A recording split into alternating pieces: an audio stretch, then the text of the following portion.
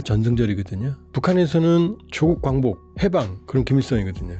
평양에 있는 러시아 대사관 가서 김정은이 황당한 연설을 해요. 러시아 전승절이 없었다면 동방의 해방의 날도 없었을 것이며 이렇게 말해요. 왜? 인민군 파병을 정당화하려고. 그 납득이 되겠냐고요 지금. 납득이 안 되죠. 그 쟤네들이 말할 때 이제 한국 대한민국이라고 표현 써요. 해체되어야 할 통일부 이렇게 표현이 나와요. 남북 관계가 아닌 나라 대 나라 사이의 외교 관계를 만나겠다는 거예요. 통일부가 나면 안 만난다는 얘기죠.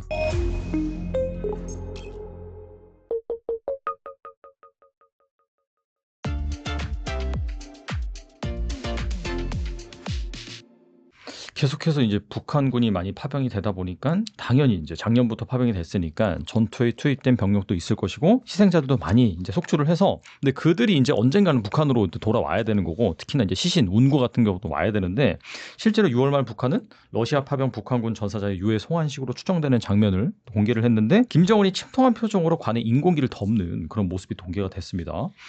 아무튼 간에 이런 것들이 현실화되고 있는데 이 북한 내부에 타격은 없을까요? 어떻게 보세요? 북한이 처음으로 러시아가 파병 사실을 인정한 건 4월 27일이에요. 4월 27일. 네. 크렘린이. 그리고 북한이 공개한 건 4월 28일이에요. 보도는 29일 날 됐고.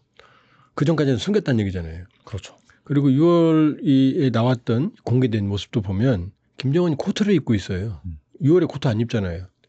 그러네. 그러니까 송환된 시점은 전사자 시신 송환된 건 겨울이라는 얘기죠. 그러니까 초기부터 전사자들이 막대하게 발생했다는 얘기죠. 그러면 사람들은 간지도 몰랐는데 4월 말까지는 갔다 그러고 갑자기 러시아하고는 혈맹이라고 그러고 맨날 입만 열면 그다음에 5월 9일이 러시아 전승절이거든요. 2차 세계대전. 유럽은 5월 8일이에요. 네. 뭐 시간차도 있지만 이제 소련은 내가 했어 하고 싶은 거죠. 다르게. 그때 김정은이 러시아 갈 줄 알았는데 안 갔고 어딜 갔느냐. 평양에 있는 러시아 대사관에 갔어요. 그것도 딸 주에 데리고 갔어요. 아니 자기 와이프가 있는데 포스트레이디 데리고 가야 되는 거 아니에요. 항상 주애를 데리고 다녀요. 거기 가서 연설하는데 황당한 대목이 나옵니다. 북한에서는 조국 광복, 해방 그럼 김일성이거든요. 김일성 혼자 지가 다 했다고 조작해내거든요. 그러니까 조국 광복 그러면 김일성이에요. 네. 김일성 하면 백두산 하면 왜 백두산이냐. 백두산에서 김일성이 광복운동을 했고 그다음에 김정일도 백두산 밀영에서 태어났다. 1940년 2월 16일 날. 거짓말이죠. 만삭인 여자가 애 낳으러 영하 50도에 백두산에 올라가요. 말도 안 되는 얘기지. 하여튼 거짓말로 진짜된 나라예요. 어쨌든 간에 백두하면 이게 조국 광복 해방이란 말이에요. 그 백두하면 김일성. 그런데 5월 9일 날 평양에 있는 러시아 대사관 가서 김정은이 황당한 연설을 해요. 그 노동신문에 나와 있어요. 뭐냐. 5월 9일 러시아 전승절이 없었다면 동방의 해방의 날도 없었을 것이며 이렇게 말해요. 그럼 뭐예요 지금. 소련이 해방시켜줬다는 얘기잖아요.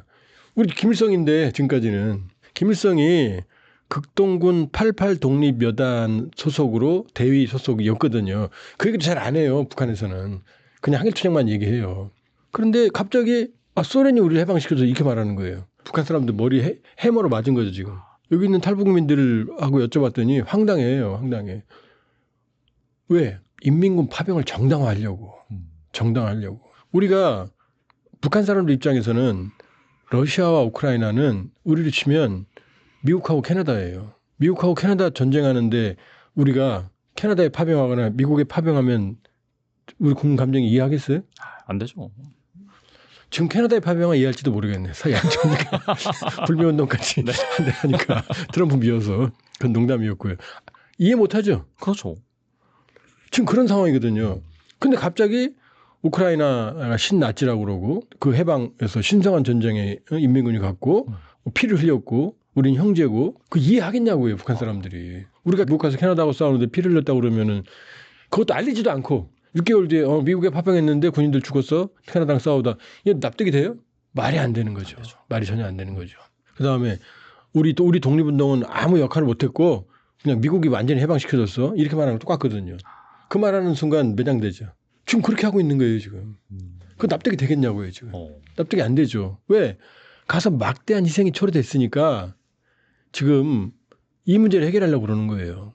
정당화시키려고. 최근 김여정이 우리 정부가 보낸 대북 메시지에 서울에서 어떤 정책, 제안이 나와도 흥미가 없다라고 밝히면서 사실상 대화 의지가 없음을 표현을 했는데 바로 다음 날 미국에는 비핵화를 제외한 다른 의제에 대해서는 사실상 대화 의지가 있다. 라고 표명을 했습니다. 이 북한의 속내는 무엇일까요? 김여정은 참 고마워요. 아, 그래요? 왜냐면 지 속을 못 숨겨요.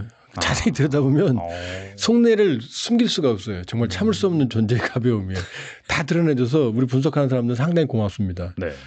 자, 우리한테 낸 담화 28일 날 냈고 미국한테는 29일 날 냈거든요. 차례대로.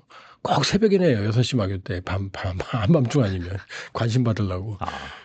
우리한테 낸 담화 제목은 뭐냐. 조한 관계는 동족이라는 개념의 시간대에서 완전히 벗어났다. 이렇게 말해요. 조한 관계라고 들어보셨어요? 처음 듣는데요. 처음 듣죠? 네. 조는 뭐냐? 조선민주주의인민공화국 DPRK. 유엔에 가입된 정식 국호예요. 네. 한은 뭐냐? 대한민국 ROK. 유엔에 가입된. 그러니까 조선민주주의 공화국과 대한민국 사이라는 거예요. 이게 무슨 뜻이냐? 뭐 그런 거 아니야? 우리 헌법에는 북한은 우리 땅으로 돼 있거든요. 그렇죠. 네. 우리 영토는 한반도와 그 부속도서를 대상으로 한다. 북한은 우리 땅이거든요. 북한 나라가 아니에요. 헌법상. 북한은 괴뢰 집단이에요. 그렇죠. 그러나 북한도 그랬어요. 사실. 우리를 통일 대상으로 여겼고. 그래서 과거에 남북관계 이렇게 말했죠. 하나인데 남쪽과 북쪽 간의 관계라는 얘기예요. 쟤네는 북남 관계 그랬어요. 그건 뭐냐면 한반도는 하나의 나라라는 얘기예요. 그러니까 국제법과 국내법에 지금 충돌하는 거죠. 국제법은 다른 나라예요. 지금 만일에 휴전선 넘어서 우리가 북한으로 들어가죠. 그럼 우리로서는 이제 진정한 광복이에요. 조국 통일이에요. 근데 국제법적으로는 침략이에요. 그래서 남북이 어떻게 합의를 했느냐. 잠정적 특수관계에 합의했어요. 그게 무슨 얘기냐면 나라와 나라 사이의 관계는 아니지만 통일을 지향하는 과정에서 생겨나는 잠정적 특수관계다. 뭔 얘기냐. 아, 나라는 아니다. 그러나 통일할 때까지 나라와 나라처럼 지내자. 그러니까 남북 정상회담 서밋 그러잖아요. 서로 인정을 하는 거죠. 그게 이제 잠정적 특수관계거든요. 그러니까 남북관계, 북남관계 그랬단 말이에요. 북한도 남반부, 북반부 이렇게 했단 말이에요. 남측, 북측. 근데 그게 아니라는 거예요, 이제. 나라와 나라라는 얘기예요. 조선 민주주의 인민공화국, 대한민국. 그 쟤네들이 말할 때 이제 한국, 대한민국이라고 표현 써요. 우리는 같은 나라 아니란 얘기예요, 이제. 자, 조한 관계는 동족이라는 개념의 시간대에서 완전히 벗어났다. 동족이라는 시간이 있었다, 역사가. 네. 같은 민족이다. 이제는 같은 나라 아니야. 이 얘기를 하는 거예요. 그러니까 그 안에 뭐라고 말했느냐. 해체되어야 할 통일부 이렇게 표현이 나와요. 김정은이 지난해 12월, 지난해 1월 노동당 전원회의 최고인민회 열어서 남북을 전쟁 중인 철저한 적대관계, 주적관계. 철두철미 주적이라고 그랬어요. 네. 그다음에 통일 민족 개념을 지워버려라. 이렇게 지시를 내렸거든요. 그 얘기를 하는 거예요. 네. 이제 우리는 서로 다른 나라는 얘기예요. 그다음에 이제 담화 맨 앞에 확성기 방송 중단, 대북 방송 중단, 개별 관광 허용 이걸 쭉 썼어요. 세 개를. 그리고 점점점 참 유치해요. 무슨 담화에 점점점이 나와요. 그러면서 이걸 성의 있는 노력이라고 말했어요. 그러나 갖고 안 돼. 우리는 남쪽에서 어떤 정책을 하든 제안하든 마주 앉을 생각 없어. 동족이라는 개념의 조한관계는 동족이라는 개념의 시간대에서 완전히 벗어났다는 걸 다시 한번 확인한다. 이렇게 끝내요. 절대 안 만나겠다는 거죠? 네. 아니에요.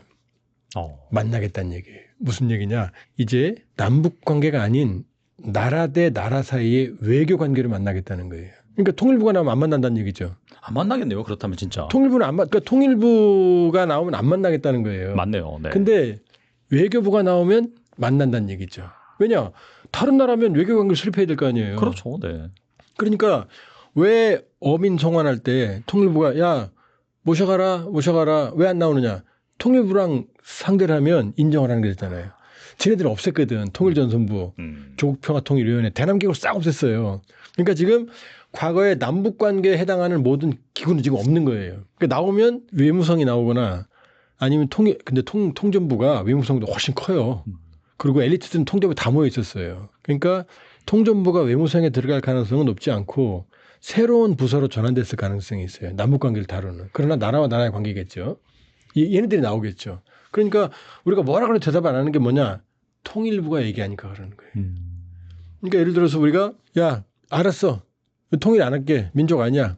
이제 외교관계로 가자. 그럼 해하고 달려나올 거래요. 근데 우리 정부가 우리가 같은 민족이 아니고 통일 헌법에 규정돼 대통령 의무로 규정되어 있는데 헌법에 통일 안 한다고 말할 수 있어요? 안 되죠. 못하는 거죠. 그러니까 통일부도 처음에 통일부 명칭 바꾸는 거 검토하는 듯 하더니 이제 한 발 물러섰잖아요. 명칭 바꾸는 게 중요한 게 아니다. 통일부 명칭 바꾸는 거 저도 개인적으로 반대예요.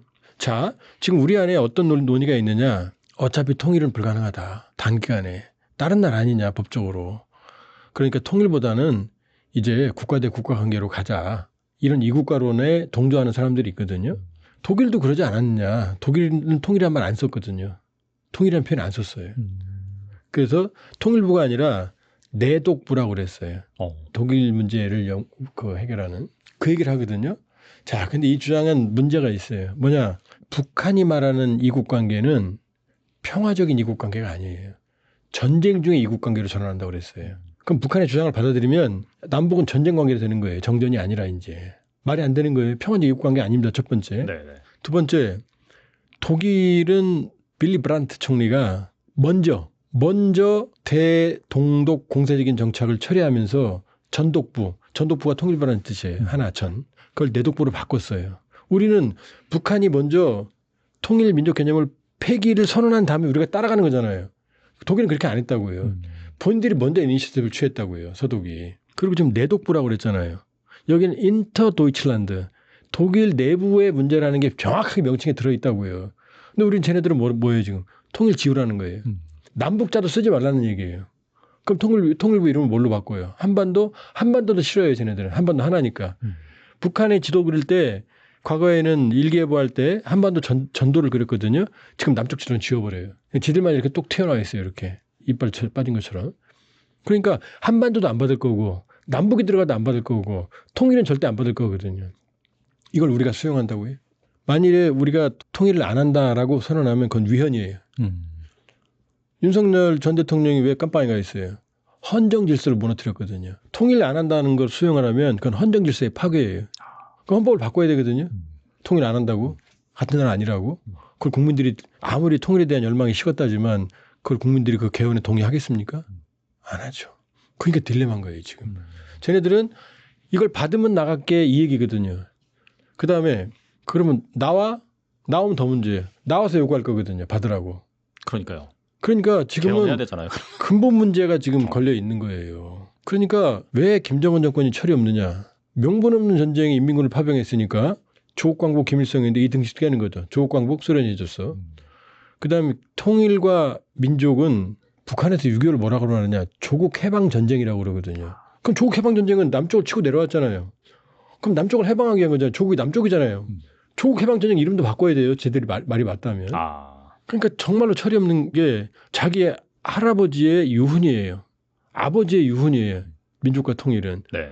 그걸 북한 참시하는 거예요. 그러니까 북한만 파묘예요. 파묘예요. 자, 지가 그렇게 떠들어 놓고 통일민족개념 삭제해 놓고 자, 통전부 없애, 도평통 없애, 국가애국가에서 삼천이란 말 지워. 그다음에 조국통일 3대 원장 기념탑이라고는 어마어마한 폭 61.5m, 높이 30m의 그 어마어마한 조각 다 때려 부셨어요. 자기 할아버지가 통일선언 평양 입구에 있는 명제비도 때려 부셨어요. 그리고는 주민들한테 지금까지 지난해 1월 이후로 한 번도 설명을 안 했어요. 설명 못 하는 거죠. 막 없애긴 하는데 설명을 할 수 없는. 왜? 설명하는 순간 이제 어마어마한 이데올로기 혼란으로 가니까요. 지금 참고 있지만 그동안 뭐라 그러는지 아세요? 우리가 왜 굶어야 돼? 통일 때문이야. 우리가 왜 10년 근무해야 돼? 남반부 해방 때문이야. 우리 언제 잘 살아? 통일되면 잘 살아. 이렇게 살아왔거든요. 네. 헐벗고 굶주린 것도 다 남반부 해방, 조선 해방, 통일이야. 통일. 옛날에 우리 이제 북한 다닐 때 가서 걔들이랑 술도 먹잖아요. 그러면 눈 딱 부릅뜨고 술 먹으면은 우리 보고 막 영혼이 없다고 통일에 대한 조국통일에 대한 열망 그거 막 쫄았거든요. 진짜로 눈이 불타올랐거든요. 열망이. 진짜 걔네들이 통일에 대한 열망이 훨씬 컸어요. 근데 오늘 갑자기 아니라고 그러잖아요. 그럼 지금 사람들 마음이 어떻겠어요? 이건 아닌데 할 거 아니에요. 지금 그런 명분 없는 전쟁 파병, 자기 이데올로기적인 혼돈, 할아버지 아버지 유언 부정 이 폭탄을 지금 끌어안고 있는 거예요. 그리고 우리한테 조한 관계는 동족이라는 시간의 개념 따라서 완전히 벗어났다. 그리고 노동신문에 이건 안 내요. 일반인들이 못 보게. 조선중앙통신에만 딱 내요. 외부만 보게. 그게 한계죠. 그러더니 29일 날은 또 어떻게 말하는 줄 알아요? 조미 접촉. 그러니까 조선과 미국. 북미 접촉은 미국의 희망사항일 뿐이다. 또 구구절들이 쫙 말해요. 또 여기도 또 여정이가 자기 속내를 다 드러내요. 근데 안 만난다. 비핵화라는 자 붙이면 절대 안 만난다. 이렇게 말해놓고 마지막에 뭐라 그러냐면은 그런데 김정은과 트럼프 간에 친분이 있다는 건 인정한다. 그다음에 그다음이 중요해요. 새로운 사고, 새로운 접촉 출로를 모색해야만 할 것이다. 이렇게 말해요. 무슨 말이에요? 형식만 새롭게 갖춰주면 나온다 이 얘기잖아요. 지금. 그러네요. 네. 그렇죠? 그러니까 지금 우리한테는 완전히 다른 나라로 만나자. 미국한테는 그때처럼 하지 말고 나 그 2019년 하노이처럼 나 창피해 주지 말고 이번엔 좀 잘해 형이 하고 사실은 애걸복걸 하는 거예요. 만나자고. 왜? 어렵거든. 왜 어렵냐? 북러가 그렇게 짝짝꿍 치고 뭐 춤추고 뭐 좋고 뭐 우리 혈명이야 그러죠. 그래서 무슨 뭐 일각에서 뭐 수십조 원이 북한에 흘러들어갔느니 뭐 북한 GDP의 70%의 그 비용을 받았느니 막 이러거든요. 그게 가능성이 희박한 게 지금 우리 녹화하는 게 8월 초잖아요. 네. 지난해 기준 북한 내 원달러 환율이 2배에서 3배 올랐어요. 쌀값도 2배에서 3배 올랐어요. 그렇게 많은 돈이 러시아에서 들어갔으면 경제가 좋아져야 될 거 아니에요. 그렇죠. 이번에 원산갈마 해양관광단지에 러시아인들이 갔는데 루블은 안 받았대요. 달러로만 받았대요. 위안화나. 네. 위안화도 폭등해 있어요. 그러면 이 얘기는 경제가 좋지 않다는 얘기잖아요. 북러 밀착해봐야 경제는 좋아지지 않아요. 왜냐? 러시아는 산업이 없어요. 러시아가 북한에 줄 수 있는 건 군사기술, 석유, 밀가루 정도거든요. 그러니까 요걸 받고 있는 거죠. 특히 군사기술로 많이 받는 것 같고 갑자기 5,000톤 구축함 자빠지고 일어서고 뭐 공대공 미사일 쏘고 조경비 나오고 이게 다 러시아가 주고 있는 거거든요. 군사기술. 네. 주로 군사 분야 협력인 것 같다. 에너지는 받는 것 같다. 그러나 러시아는 산업이 없기 때문에 살아남기 어렵다. 북한 경제 회생에 도움이 안 된다. 이번에 최고인민회의 의장, 국회의장이죠. 북한 해외에 나갔거든요. 근데 러시아는 만났는데 중국은 안 만났어요. 왜? 북러가 밀착하니까 중국이 짜증나는 거죠. 내 말만 듣던 놈들이 저쪽으로 삐져나가 이렇게 되는 거죠. 그러니까 북러 관계는 북중 관계는 개선하려고 그러는데 계속 냉각이에요. 북한 대외교역의 98% 정도가 중국이었거든요. 2023년 98.3%였어요. 중국은 다 가지고 있는데 러시아는 북한이 필요한 걸 가지고 있지 않아요. 그러니까 지금 북러 밀착은 한계가 있고 북중 관계도 제약이 있고 그러니까 돈은 그동안 어디다 벌었어요. 남한한테 벌었잖아요. 금강산 개성공단. 그럼 미국하고 관계 개선해야 되거든요. 그러니까 지금도 머릿속에 돈은 남한에서 받을 생각이 있어요. 그러려면 북미 관계 개선해야 되잖아요. 그러니까 지금 원산 갈마 해양관광지구 야심차게 하루 숙박 인원이 2만 명이에요. 어마어마한 거예요. 그러네요. 진짜. 광안 해운대보다 더 넓을 거요. 네. 그러면 여기에 외국 관광객이 와야 되거든요. 7월에 러시아 관광객이 시범으로 갔어요. 한 10대 명이. 2만 명 수용인데. 근데 비용이 2,000불이었대요. 2,000불이면 러시아 사람들 한 달 반 월급 정도 되거든요. 평균 임금에. 그 우리로 치면은 우리 체감으로 보면은 우리 평균 임금 한 300, 400은 하겠죠? 그럼 일주일 가는데 7, 800만 원이란 얘기예요. 부부가 가면 1,500만 원이에요. 비싸다. 4인 가족 가면 3,000만 원이란 얘기예요. 그 정도 체감이에요. 지금 4인 가족 3,000만 원 일주일 쓰고 오면 세계 최고급 호텔 다 할 거요? 그렇겠네요. 뭐 어디든 다 가죠. 엄청 부자 아니면 러시아인들은 여름 휴양지가 따로 있어요. 어디 흑해. 올림픽 했던 소치. 네. 저도 거기 휴가 간 적이 있어요. 거기 한 달 정도 있다 온 적이 있거든요. 와. 유학할 때. 네. 그럴 것 같아요. 그때는 소련이니까 네. 소련이니까 그 여행이 편했죠. 돈 많이 안 들었어요. 그냥 왕처럼 지냈다 왔어요. 근데 거기 푸틴 별장도 거기 있어요. 온천도 있고 고대 지역도 있고 산악도 있고 해변도 있고 너무 좋아요. 그렇겠네요, 진짜. 와. 거기 가는데 북한 관광 비용에 한 4분의 1이면 가요. 그 사람들이 거기 북한에 가겠어요? 안 가죠. 그러니까 13명 갔죠. 13명. 그다음에 중국 관광객 가느냐? 중국 관광객도 돈 있으면 한국, 일본, 미국, 유럽까지 북한 안 가요. 동북 삼성에 조금 여유 없는 사람들이 항상 가요. 그러면 외국이니까 호기심이 있으니까 판문점에서 보고 가고 그러거든요. 근데 그 사람들의 특징 뭐냐? 돈을 너무 안 쓴대요. 안 쓰죠. 평양에 옥류관에 냉면도 잘 안 사 먹는데요. 그러니까 중국 관광객은 돈이 안 돼요. 그분들 무시하는 게 아니라. 그러니까 원산 갈라마 저 거대하게 시설 만들어놨는데 2만 명 하루 숙박 누가 가요 거기에. 가면 누가 갑니까? 저는 가요. 올해면 가요 저는. 네. 가고 싶죠. 원산 명사십리예요. 네네. 깨끗하고 좋아요. 금강산 관광 10년에 했거든요. 193만 명 다 우리였어요. 그렇죠. 외국인 네. 없어요. 네. 그러니까 머릿속에 뭐가 들어있어요. 김정은 머릿속에는. 남쪽에 오면 되는데. 근데 통일민족 개념 삭제했잖아. 외국인으로 와 이제. 여권 비자 갖고 와 이 얘기예요. 우리를 허용해주고 우리는 간다고요. 북녘이니까. 네, 네. 가깝고 또 배로 가면 되니까. 육로도 연결돼 있잖아요. 금강산으로. 그래서 김정은이 얼마나 야심차냐. 왜 2만 명인지 알아요? 원산 갈마에? 몰라요. 여름 휴양지로 2만 명이면 동해안에 한 달밖에 안 하잖아요. 해수욕장 한 달 반. 나머지는 어떻게 해요? 쫄딱 망하는 거지. 그래서 처음에 김정은도 그렇게 바보는 아니었어요. 원산 금강산 국제관광지대라고 그래서 마식령 스키장 처음 만들었잖아요. 2013년 말에. 원산 갈마 2014년에 준공 시작을 했어요. 자, 그럼 마식령 겨울, 원산은 여름이잖아요. 그다음에 이거 말고 서광사, 절이의 절 모르시죠? 네. 이성계가 여기서 쿠데타를 모였던 꿈을 꾼 유명한 절이에요. 네네. 그다음에 울림폭포 여기도 아름다워요. 그다음에 통천, 금강산 이 6개 지구를 묶고 잠은 원산 갈면서 잘하는 거예요. 그럼 사계절 관광이 된다고 판단했던 거예요. 근데 여기 누가 가요? 2014년에 착공했으니까 그때는 남북 관계에 희망이 있었잖아요. 금강산 모델이었던 거죠. 근데 핵 개발하니까 차단됐잖아요. 종합해보면 어떻게 돼요? 28일 날 김여정 담화 조한 관계는 동족이라는 개념의 시간대 완전히 벗어났다. 한미정 아니니까 외국 관계로는 와. 외교 관계로. 관광도 와. 외국인으로서. 이 얘기예요. 우리가 받으라는 얘기예요. 미국한테는요. 새로운 사고, 새로운 접촉출로 만날 거야. 모양만 만들어줘. 왜? 미국하고 해결해야 우리 관광에 갈 거 아니에요. 이 얘기를 하는 거예요. 내막은 우리 결론은 뭐예요? 우리 정말 힘들어. 이렇게 요약이 되는 거예요. 그러니까 지금 북러 밀착하면서 남북 관계는 조용하잖아요. 도발도 안 하잖아요. 지금 김여정 담화가 이재명 정부 출범 50일 만에 그다음에 트럼프 정권 트럼프 1월 20일 날 출범했잖아요. 지금 28일이니까 29일이니까 얼마나 지났어요 지금. 한 6개월 거의 6개월 넘어서 지금 이제 우리는 50일 2달여 만에 이제 입장을 밝힌 거죠. 그러니까 종합하면 남한은 완전히 외국 왜 우리가 무서우니까 체제경제 패배했으니까 우리가 붙어있긴 붙었을수록 그러니까 반동사상문화배격법, 평양문화보호법, 반동사상문화배격법, 청년교양보장법 이런 거 만드는 거 아니에요. 오빠라고만 해도 잡아가고 한국 남조선 말은 남한 말은 지가 제일 많이 쓰면서 달란트 투자 본다는 얘기예요. 김정은이 말하는 거 보면 북한 사람들이 안 쓰는 말을 써요. 남한 말 많이 써요. 무서우니까 막는 거죠 밑에는. 그러니까 우리는 완전히 외국 관계. 미국하고는 제발 좀 타협하자. 근데 핵은 좀 인정해 줘라. 내가 일부는 내놓을 테니까 요렇게 해약될 수 있는 거예요.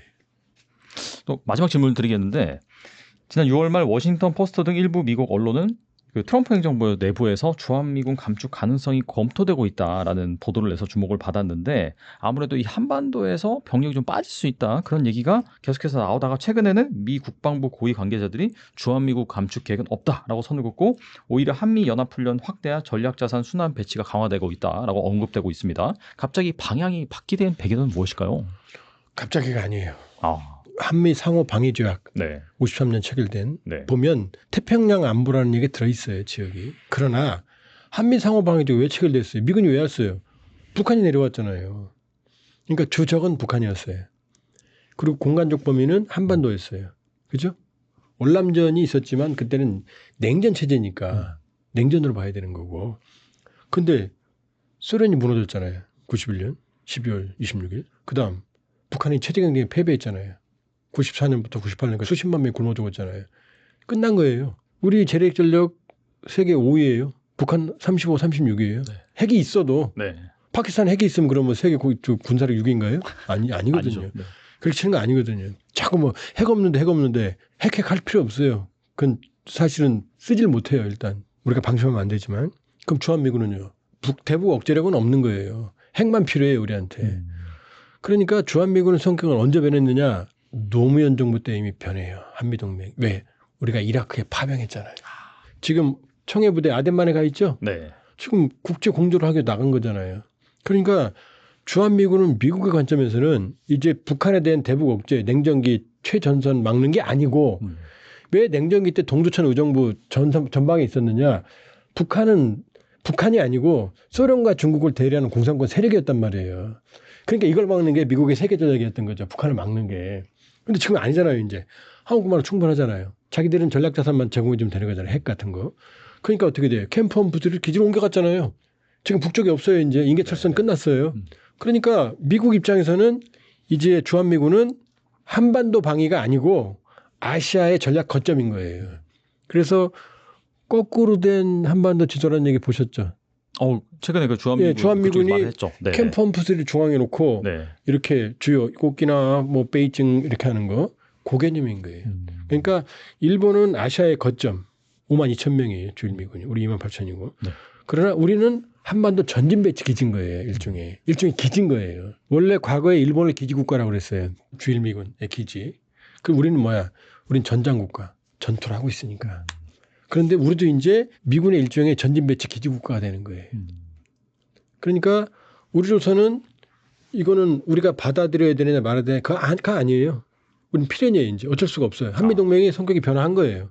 그러면 양안 관계 같은데 우리가 연루되는 거 아니야? 그것도 크게 걱정할 건 없어요. 왜냐? 주한미군은 해군이 없잖아요. 그다음에 공군기가 대만까지 가요? 못 가요. 작전 범위가 안 돼요. 자동적으로 연루가 되는 건 일본이에요. 일본 외에 해군 기지가 있잖아요. 미국 로널드 레이건 이 아시아 배치 항모 전단의 기지도 일본이잖아요. 해군력이 거기 있단 말이에요. 막강한 해군력이. 이게 이동할 거 아니에요. 해병대도 거기 있단 말이에요. 넘어갈 거 아니에요. 오키나와 같은 데는 대만에 가깝거든요. 그렇죠. 그러니까 미국의 입장에서는 대만 견제를 위해서는 오히려 필리핀, 오키나와 이런 쪽이 훨씬 더 가까운 거예요. 직접 연루가 되는 거예요. 근데 주한미군은요. 해군력이 없는데 어떻게 연루가 돼요? 공군기도 못 가는데 병력이. 그렇죠? 그러니까 오히려 미군은 일종의 주요한 거점으로 활용을 하는 거지. 이게 대만 사태에 갑자기 자동적으로 연루된다? 뭐 간접적으로는 모르죠. 그러나 직접적으로는 일본이 훨씬 더 연루가 된다. 그러니까 우리를 치면은 이제 한국군 자체 방위가 가능하고 병력의 숫자는 중요하지 않은 거예요. 한미동맹 유지와 미국의 전략자산, 핵을 포함한 해구산 이게 중요한 거지 몇 명 빠지고 어쩌고저쩌고 하나도 안 중요해요 지금은. 그러니까 뭐 주한미군 뭐 감축한다 뭐 정시 그러니까 없어요. 이미 우리가 충분한 억지력이 있고 주한미군이 존재하는 한 캠프 홈프리스가 존재하는 한 그다음에 미국의 확장 억제가 존재하는 한 한미동맹은 우리가 원하는 걸 충족시키는 거예요. 그러니까 지금도 주한미군 28,500명이라고 그러죠. 몰라요 몇 명인지. 순환 배치라고 그래서 1기 8 규모가 끊임없이 미 본토로 갔다 지금 순환 배치되고 있거든요. 그렇게 본다 그러면은 주한미군의 규모에 대해서는 연연할 필요가 없다. 그러니까 주한미군은 이걸 아시아의 전진 배치 거점으로 활용하고 싶어 한다. 왜냐? 일본은 섬이잖아요. 한반도는 육상이잖아요. 중국과 연계되어 있잖아요. 이건 중국으로서 어마어마한 부담이죠. 자꾸 이런 얘기 하거든요. 어떤 사람들이 주한미군은 중국과 너무 가까워서 얻어 터지기 쉽다. 맞아요. 네. 예, 거꾸로 생각해 보세요. 베이징 너무 가깝잖아요. 주한미군이. 공격하는 사람 입장에서는. 방어만 생각하지 말고 베이징 입장에서 어떻게 생각해요? 주한미군은 수틀리면 북한 통과해서 올 수 있는 거 아니에요. 만주적으로. 그럼 이쪽에도 병력을 증강시켜놔야 되는 거예요. 그러니까 미국으로서는 한반도의 주한미군 기지를 운영하는 건 거점 기지를 운영하는 건 안보적으로 대단한 유용성이 있는 거죠. 몇 명 있냐가 중요하지 않는 거죠. 자기 기지가 있는 거잖아요. 기지 있는 거랑 없는 거랑 어떻게 생각해요? 완전 다르죠. 시골에 전원주택 있는 거랑 없는 거랑 하고 땅 차이죠. 땅 차이죠. 그거 똑같은 거거든요. 그러니까 감축한다, 뭐 어쩐다 의미 없다. 주한미군은 확실히 유지한다. 트럼프든 트럼프 할아버지든. 그리고 미국에게도 유리하고 우리한테는요. 미국 필요하잖아요. 핵이 없으니까. 그리고 이 불확실성 시대에 아무리 트럼프가 우리 삥 뜯고 등치지만 이 우주군대 세계 최강의 앞으로도 20, 30년 우주군 될 텐데 그러니까 동맹을 맺고 있다는 건 안심이 되잖아요. 네. 그러니까 서로 남는 장사예요. 그러니까 자꾸 뭐 성적이 안 들고 다녀도 주한미군은 안 나가고 미군도 남는 장사고 우리도 남는 장사예요. 다만 이제 한미동맹 2.0 시대다. 과거가 아니다. 서로 필요한 만큼 돕고 돕는 동맹으로 가는 거다. 이렇게 볼 수 있죠. 딱 하나만 좀 말씀 들어보니까 궁금한 게 있어서 최근에 이제 조선업 협력 얘기 나왔잖아요. 그래서 뭐 군산항이 함정 MRO 기지로 활용될 수도 있다 뭐 이런 얘기 나오는데 아무튼 이 조선업 협력, 이 군함 미국의 군함 증대를 강화하는 그런 차원에서 주한미군의 역할이 뭐 바뀌거나 그러진 않을까요? 일단 조선업은 심각해요. 지금 세계 상선 군함은 빼고 상선을 보면 중국이 54%를 점유합니다. 어마어마하죠. 우리가 놀랍게도 28%예요. 일본이 11%예요. 미국은요 0.1%. 이번에 하나오션이 그 운유수한 필리 조선소에서 네. 50년 만에 처음으로 LNG선을 수주했어요. 물론 여기서 다 만들어서 조립해요. 이 현실이에요. 자, 지금 미국의 군사력은 뭐예요? 항공모함이 헐리우드 영화 보면 항상 항공모함 착 멋있게 가잖아요. 해군력이란 말이에요. 그런데 중국이 무섭게 군함을 찍어내거든요. 지금 질적으로는 중국 중국이 370쪽 플러스 알파, 미국이 295쪽이거든요. 주요 함정이. 톤수는 미국이 훨씬 많고 질적으로는 게임이 안 돼요. 근데 문제는 뭐냐? 미국의 함정은 노후화되고 있어요. 그다음에 조선업은 파괴됐어요. 그러니까 미국으로서는 어마어마한 심각한 문제가 발생한 거예요. 상상을 초월하는. 중국 막 찍어내거든요. 네. 그럼 손길을 버렸을 때 이걸 해결할 수 있는 나라는 어디냐? 일본도 아니고 한국밖에 없어요. 한국은 28%죠. 이게 상당 부분이 고급 선박이에요. LNG선 같은 거. 네. 중국은 고급 선박 만들면 가서 맨날 사고 나고 터지고 지금 손해배상 뭐 이런데 한국은 완벽하거든요. 그러니까 군함은 고급 선박이잖아요. 우리가 이지스3은 지금 더 잘 만들어요. 정조대왕 같은 거. 틀은 네네. 뭐 스파이 레이더 이런 게 문제 못 만들었지. 그러니까 우리가 이번에 마스가 메이크 아메리카 시빌딩 그레이터 어게인 미국 조선업을 다시 위대하게 트럼프가 눈이 튀어나올 수밖에 없는 거죠. 그걸 내버려두면 미국 해군력은 쇠퇴하거든요. 근데 우리가 제안한 건 니네들 조선업을 배가 아니라 생태계를 살려줄게 이거예요. 지금. 그러니까 트럼프 입장에서는 오로지 트럼프든 바이든이든 오바마든 중국을 때려잡는 게 목표인데 한 놈만 팬다는데 그런데 지금 이 선박 산업은 지금 거의 괴멸 상태거든요. 그런데 한국이 유일한 희망의 빛을 주는 거죠. 그러니까 이 마스가는 한국도 좋고 미국도 좋은 완벽한 군사동맹의 일종의 코어가 될 수 있는 거죠. 네. 근데 이제 걱정은 뭐냐. 그렇다고 우리 핵심을 넘겨줄 수는 없잖아요. 미국에 넘겨주고 우리의 경쟁력이 파괴될 수는 없잖아요. 그걸 걱정하지 않아도 돼요. 왜냐. 미국의 1인당 GDP가 8만 8천 불이거든요. 우리는 3만 6천 불이거든요. 2배 넘죠. 네. 중국은 13,000 불이거든요. 제조업 생태계가 완벽하게 넘겨줄 그런 상황은 오질 않아요. 어쨌든 미국이 절박한 게 바로 선박 분야거든요. 그래서 그렇게 본다면은 한미동맹의 진화, 현대화, 그 다음에 한미동맹의 경고성을 유지하는 시멘트가 될 가능성이 높아요. 네, 박사님과 함께 이 국제 정세 자세히 한번 알아봤습니다. 여러분들이 뭐 투자를 하실 때나 뭐 사업을 하실 때 꼭 참고하시기 바랍니다. 다음에 또 모시도록 하겠습니다. 네, 지금까지 조한범 박사님 나와주셔서 감사합니다.